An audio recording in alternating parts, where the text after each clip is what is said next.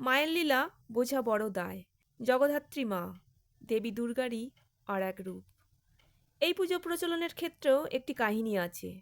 একবার বাংলার নবাব আলীবর্দী খাঁ বর্গীদের টাকা দেবার জন্য যখন অর্থ সংকটে পড়েন, তিনি রাজা কৃষ্ণচন্দ্রের কাছে কয়েক লক্ষ টাকা দাবি করেন। রাজা কৃষ্ণচন্দ্র সেই বিপুল পরিমাণ অর্থ না দিতে পারায় নবাব ওনাকে কারাবন্দী করেন।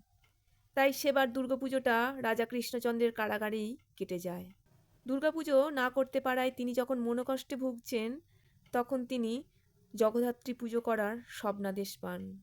রাজা কৃষ্ণচন্দ্রকে দেবী দুর্গা মা স্বপ্নাদেশে জানালেন, কার্তিক মাসের শুক্লা নবমীতে পুনরায় আমার পূজা করতে, জগদ্ধাত্রী রূপে। সেই থেকেই যুগ যুগ ধরে আজও পূজিত হয়ে আসছেন মা জগদ্ধাত্রী। জয় মা জগদ্ধাত্রী মায়ের জয়।